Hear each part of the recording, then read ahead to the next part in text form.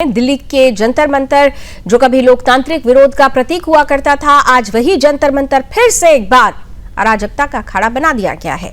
Cockroach जनता party के संस्थापक अभिजीत दीप के करीब सैकड़ों उपद्रवियों को लेकर संसद की तरफ कूच कर रहे हैं।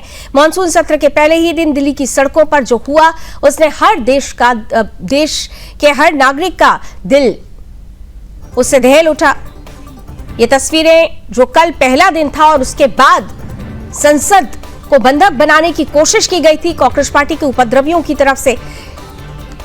शांतिपूर्ण प्रदर्शन का मुखौटा तो पहना हुआ था, लेकिन वही शांतिपूर्ण प्रदर्शन उसका मुखौटा पहनकर निकले इन हुड़दंगियों ने दिल्ली पुलिस के 118 से ज्यादा जवानों को घायल कर दिया है।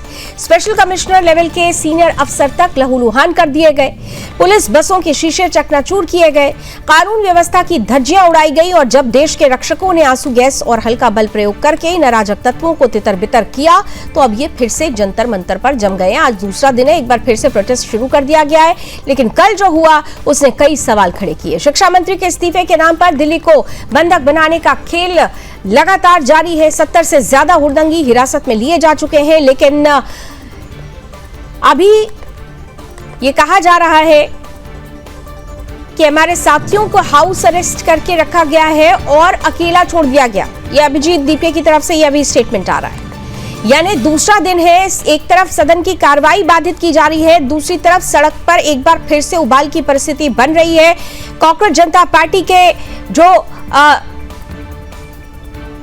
कार्यकर्ता है, एक बार फिर से दिल्ली को बंधक बनाने की कोशिश कर रहे हैं। सीजेपी का प्रोटेस्ट फिर से शुरू हो चुका है। हालांकि इन सब के बीच में सच ये है कि कल जो पहले दिन सड़क पर देखने को मिला, उसके बाद 70 हुड़दंगियों को हिरासत में तो लिया गया, लेकिन इस पूरी परिस्थिति में लॉ एंड ऑर्डर को दुरुस्त करने के दौरान 118 दिल्ली पुलिस के जवान भी घायल हुए हैं।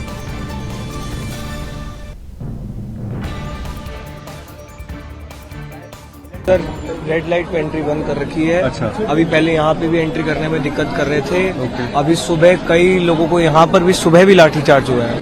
लोगों की गाड़ियां लेकर गए हैं, परेशान कर रहे हैं। जंतर मंतर पे एंट्री बंद नहीं कर सकते आप लोग। जंतर मंतर एक डेजिग्नेटेड प्रोटेस्ट साइट है, हम लोग यहीं पर बने हुए हैं, यहाँ से नहीं हिलेंगे। रियलाइज हुआ कि हमें जो है टाइम वेस्ट करने के लिए वहाँ बुलाया गया था। 2 घंटे तो ऑलमोस्ट एक हाउस अरेस्ट में रखा गया। उनको बुलाकर यहाँ पर मुझे अकेला करने की इनकी साजिश थी जो उन्होंने करी, और एक नैरेटिव चला गया कि सौरव और आशुतोष ग्राउंड पर नहीं है। इनको जेपी नड्डा के घर पर हाउस अरेस्ट करके रखा था। इनके मोबाइल छीने गए थे, इनके पास अपने मोबाइल भी नहीं थे। तो देखिए, एक तरफ अभी कल की तस्वीरें थी, खुद सीजेपी ने सोशल मीडिया पर वो तस्वीरें सामने रखी थी और कहा था कि जो डेलीगेशन जिसमें सौरव दास भी मौजूद था, उसमें ये कहा गया कि केंद्रीय मंत्री से मुलाकात हुई है, 3 मांगे हैं, उसके बारे में जानकारी भी दी गई है। जेपी नड्डा साहब को हमने सुना भी, उन्होंने प्रतिक्रिया भी दी आज और साफ तौर पर कहा कि मुलाकात तो हमेशा अच्छी ही होती है। जब तस्वीरें अच्छी आ रही है, जब सरकार संवाद के लिए तैयार है, तो फिर दोबारा इस प्रोटेस्ट का क्या मतलब है जिसे जारी किया गया है अभिजीत की तरफ से। और दूसरी तरफ ये कहने की कोशिश की जा रही है कि हाउस अरेस्ट किया गया था सीजीपी के लोगों को, लेकिन यहां पर सवाल ये है कि वही तस्वीरें जो मुलाकात की तस्वीरें थी, वो सीजेपी की तरफ से जब सोशल मीडिया पर डाली गई थी, तो फिर ऐसा आरोप क्यों लगाया जा रहा है। दूसरी तरफ सरकार लगातार कह रही है कि हम संवाद के लिए तैयार हैं, हर समस्या का समाधान संवाद से निकलता है और संवाद की प्रक्रिया शुरू हो चुकी है। तो सवाल ये है कि आखिर जब सरकार ने संवाद का रास्ता खोल दिया है, तो इस प्रोटेस्ट का क्या मतलब है। क्या ये प्रोटेस्ट छात्रों के नाम पर किसी और एजेंडे, जिसमें देश विरोध की बू आती हो, जिसमें राष्ट्र विरोध की बू आती हो, उस एजेंडे को सफल बनाने के लिए, सार्थक बनाने के लिए एक आधार बन रहा है? ये बड़ा सवाल है, क्योंकि एक के बाद एक तस्वीरें इस बात की साक्षी बन रही है कि शांतिपूर्ण प्रदर्शन के नाम पर कल दिल्ली में क्या किया गया था। इस बीच मेरे सहयोगी सौरभ तिवारी इस वक्त जुड़ चुके हैं ज्यादा जानकारी के साथ। सौरभ, एक तरफ संसद दूसरे दिन भी ठप हो जाती है, कार्रवाई कल तक के लिए स्थगित करनी पड़ती है, विपक्षियों का हंगामा जारी है, और दूसरी तरफ एक बार फिर से अभिजीत दीपके का, सीजेपी का वही नाटक शुरू हो रहा है और ये कहने की कोशिश कि सरकार संवाद नहीं कर रही है। ये भी आरोप लगा रहे हैं कि जेपी नड्डा के घर पे इनके लोगों को हाउस अरेस्ट कर लिया गया था, जबकि सरकार कह रही है हम तो संवाद का रास्ता खोल रहे हैं। जेपी नड्डा साहब को हमने ये कहते हुए सुना, वो ये कहते हैं कि मुलाकात अच्छी रही, तो फिर इन परिस्थितियों का क्या मायने? सौरभ। जी देखिए लावनी, जिस तरह से आज दूसरे दिन भी मानसून सत्र हंगामे की भेंट चढ़ गया, चाहे लोकसभा की कार्रवाई हो, राज्यसभा की कार्रवाई हो, पूरे दिन के लिए स्थगित करनी पड़ी। कल भी वही स्थिति थी, आज भी वही स्थिति थी। और देखिए साफ तौर से जो स्वास्थ्य मंत्री हैं जगत प्रकाश नड्डा, भारतीय जनता पार्टी के वरिष्ठ नेता हैं, उनके घर पर जो बैठक हुई थी, जो उनकी कांग्रेस पार्टी की टीम जो आई थी मिलने के लिए, चाहे सौरभ दास हो चाहे राका हो, तो जाहिर सी बात जिस तरह से उन्होंने खुद बाइट दी थी, उन्होंने एक बार भी नहीं कहा था कि उनको बंधक बनाया गया है, लेकिन जिस तरह से कहा था कि स्वास्थ्य मंत्री से अच्छी बातचीत हुई, और वही स्वास्थ्य मंत्री ने भी कहा था कि बातचीत अच्छी हुई। आज अस्पताल भी गए थे देखने के लिए। और जिस तरह से राहुल गांधी लगातार सरकार पर हमले कर रहे हैं, आज आपने देखा होगा कि जो राजस्थान बीजेपी के अध्यक्ष हैं मदन राठौर, उनसे मेरी बातचीत हुई, उन्होंने साफ तौर से कहा कि कांग्रेस पार्टी पूरी तरह से लोकतंत्र की हत्या करने पर तुली हुई है।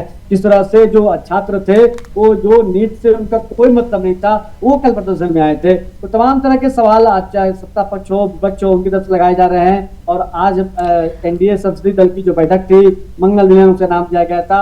आज प्रधानमंत्री ने साफ कहा था कि हम चाहते हैं कि और कड़ा से कड़ा कानून बने अगर पेपर लीक होता है तो, और जो दोषी थे उनको तुमने पकड़ा हुआ है। बिल्कुल, प्रधानमंत्री ने स्पष्ट किया कि कार्रवाई तो लगातार सरकार ने करनी शुरू कर दी थी और पेपर लीक को लेकर सरकार बहुत ही गंभीर है।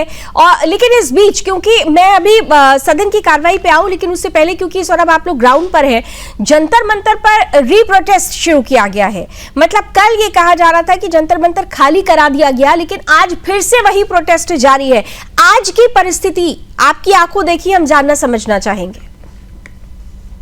ये देखिए, जो प्रोटेस्ट की थी अनुमति थी वो कल तक के लिए ली गई थी इलावनी। और देखिए रात में फिर से उन्होंने मंच लगाया और फिर से उन्होंने अपना धरना प्रदर्शन शुरू किया। लेकिन आज जो दायरा है काफी सीमित कर दिया गया है। और चाहे दिल्ली चाहे पटियाला थाना हो चाहे कनाट प्लेस थाना हो, उसके तरफ से एफआईआर भी उनकी तरफ ऊपर किया गया है। तो कल की अगर बात करें, कल जिस तरह से हिंसक भीड़ हो गई थी, लग रहा था कि संसद को बंधक बनाने के लिए बात कर रहे थे, नेपाल और बांग्लादेश बनाने की बात कर रहे थे। लेकिन अगर आज प्रदर्शन की बात है, जनता मंच जिसके लिए जाना जाता है, आज वो प्रदर्शन वहां पे हो रहा है तो एक सीमित दायरे में किया जा रहा है। लेकिन जिस तरह से इसको लेकर जो राजनीति है, उसके कारण हंगामे की भेंट लगातार हमारा संसद पार्लियामेंट चल रहा है। लागी, चलिए, बहुत बहुत धन्यवाद सौरभ इस जानकारी के लिए, विस्तार से ये तस्वीरें हम तक पहुंचाने के लिए।